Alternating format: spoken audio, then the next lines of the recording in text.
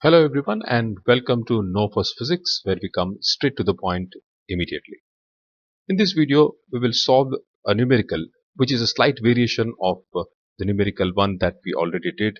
We will solve this question step by step, focusing on the method and reasoning, not just the formula.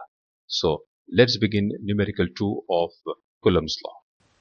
One more question on Coulomb's law. In this case also we have a triangle on which the vertices we have charges plus q, and here at vertex A we have a charge minus q, and we have been asked to find out the net electrostatic force at the vertex A. So we will use the same method that we used in the previous question. So since this is a negative charge and this is a positive charge, the force applied by F, or before that let us write down that the force applied on A will be the sum of force applied by B on A plus force applied by C on A. Now these two forces will be attractive in nature because this is a positive charge and this is a negative charge, so this will act along this line. Similarly, this force also will act along this particular line. So this is the direction of the force, because this positive charge will attract this negative charge towards itself. So this is the direction of the force. What are the magnitudes? So let us calculate the magnitude of FBA. We know that it is equal to K Q into Q. Both charges are Q divided by A square. So this is KQ square by A square. And FCA will also have the same magnitude because it is at the same distance from A and it has the same charge. So this I can write as is equal to FCA. So I know the magnitude of these two charges, so the length of these lines will be equal.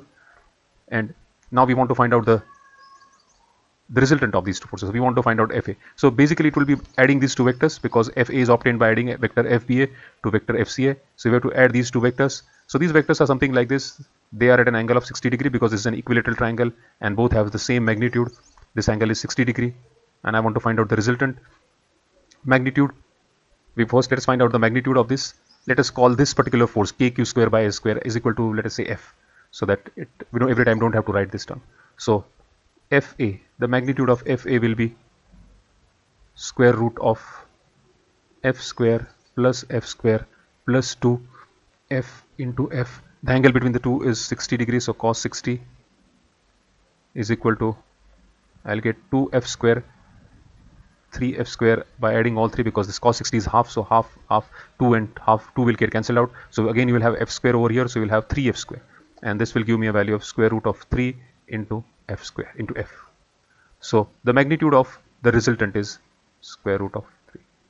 And since these two have equal magnitudes, the angle will be 30 degree, and let us confirm that using tan alpha. So let us find out that angle using tan alpha. So tan alpha is equal to B sine theta over A plus B cos theta. So this will be F sine of 60 divided by F plus F cos 60. F is common throughout, so you will get in the numerator sine 60, which is root 3 by 2, and numerator will be 3 by 2, and this will give me a value of 1 by root 3, and therefore alpha will be equal to 30 degree, because tan alpha is 1 by root 3. And this is what we did exactly in the previous question. So the only difference in this question was that this was a negative charge and the direction of the force is in this particular direction, such that it is making an angle of 30 degree over here, whereas in the previous case the force we had taken was in this direction. These were the two forces, and this was the direction in which the resultant was acting. Thank you. That's it for this numerical. In the next video, which is numerical number 3, we will see a question in which the charges are placed on the vertices of a rectangle and we'll calculate the force that comes into play. So click on the next video or the electrostatics playlist and continue the series, and I'll see you there. Thank you for joining me on No First Physics, where we come straight to the point always.